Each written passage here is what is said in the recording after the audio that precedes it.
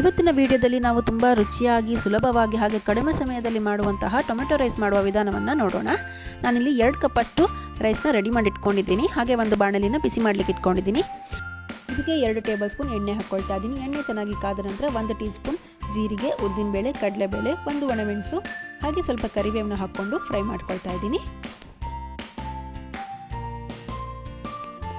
ನಂತರ ಇದಕ್ಕೆ ನಾನು ಒಂದು ಈರುಳ್ಳಿನ ಮೀಡಿಯಮ್ ಆಗಿ ಕಟ್ ಮಾಡಿಕೊಂಡು ಹಾಕೊಳ್ತಾ ಇದ್ದೀನಿ. ಹಾಗೆ ಒಂದು ಹಸಿಮೆಣಸನ್ನ ಹಾಕ್ಕೊಂಡು ಫ್ರೈ ಮಾಡ್ಕೊಳ್ಳೋಣ. ಇದಕ್ಕೆ 1 ಟೀ ಸ್ಪೂನಷ್ಟು ಜಿಂಜರ್ ಗಾರ್ಲಿಕ್ ಪೇಸ್ಟ್ ಹಾಕ್ಕೊಂಡ್ಬಿಟ್ಟು ಅದರ ಹಸಿ ವಾಸನೆ ಹೋಗೋವರೆಗೂ ಫ್ರೈ ಮಾಡ್ಕೊಳ್ಳೋಣ.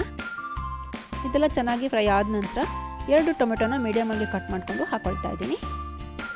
ಹಾಗೆ ಇದಕ್ಕೆ 1/4 ಚಮಚ ಅರಿಶಿನ, ಅರ್ಧ ಚಮಚದಷ್ಟು ಅಚ್ಕಾರದ ಪುಡಿ, ರುಚಿಗೆ ತಕ್ಕಷ್ಟು ಉಪ್ಪು, ಅರ್ಧ ಚಮಚ ಗರಂ ಮಸಾಲ ಪೌಡರ್ ಹಾಕ್ಕೊಂಡು ಮಿಕ್ಸ್ ಮಾಡ್ಕೊಳ್ತಾ ಇದ್ದೀನಿ. ಟೊಮೆಟೊ ಚೆನ್ನಾಗಿ ಮೆತ್ತಗಾಗೋವರೆಗೂ ಇದನ್ನು ಫ್ರೈ ಮಾಡ್ಕೊಳ್ಳೋಣ.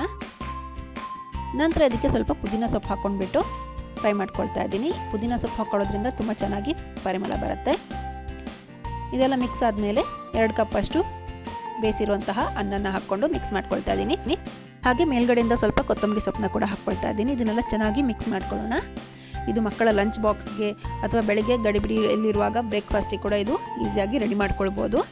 ಮಿಕ್ಸ್ ಆದಮೇಲೆ ಒಂದು ಮುಚ್ಚಳನ ಮುಚ್ಚಿಬಿಟ್ಟು 2 ರಿಂದ 3 ನಿಮಿಷ ಹಾಗೆ ಇಟ್ಕೊಳ್ಳಿ. ನೋಡಿ, ಇಲ್ಲಿ ಇವಾಗ ರುಚಿಯಾದಂತಹ ಟೊಮೆಟೊ ರೈಸ್ ರೆಡಿಯಾಗಿದೆ. ನೀವು ಇದನ್ನು ಒಮ್ಮೆ ಟ್ರೈ ಮಾಡಿ ನೋಡಿ ಹೇಗಾಗಿದೆ ಅಂತ ನನಗೆ ಕಾಮೆಂಟ್ಸಲ್ಲಿ ತಿಳಿಸಿ. ನಿಮಗೆ ವಿಡಿಯೋ ಇಷ್ಟ ಆಗಿದ್ರೆ ಲೈಕ್, ಶೇರ್, ಕಾಮೆಂಟ್ ಮಾಡೋದನ್ನು ಮರಿಬೇಡಿ. Thank you.